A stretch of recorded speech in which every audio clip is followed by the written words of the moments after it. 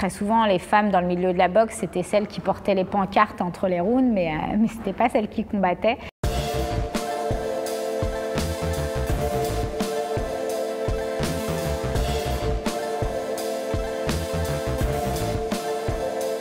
Je m'appelle Sarah Ouramoun, j'ai commencé la boxe en 1996, à l'âge de 14 ans, et à l'époque, les femmes n'avaient pas encore le droit de boxer.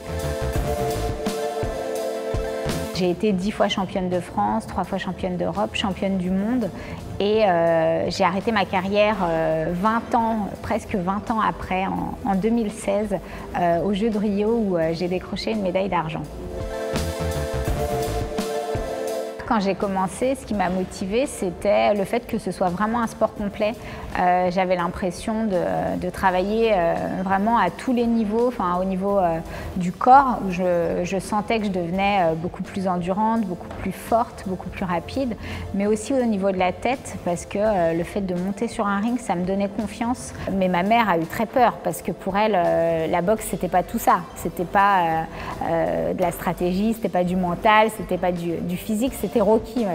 Donc voilà, elle a essayé de me convaincre que c'était pas un sport pour moi.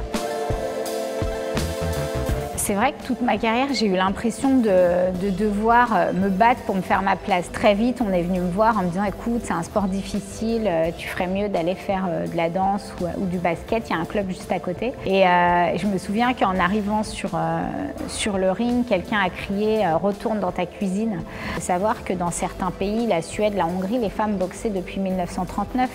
Donc nous, on a été un des derniers pays en Europe à autoriser les combats pour femmes.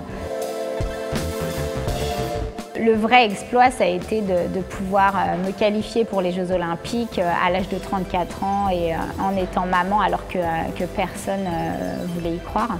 Au-delà de l'exploit, ça a été un rêve qui s'est réalisé et un sacré rêve, puisque c'est un rêve que j'ai porté pendant 20 ans et je me suis levée tous les matins avec ça en tête. C'est vrai que j'avais envie, mais je ne m'imaginais quand même pas finir ma carrière sur une finale olympique.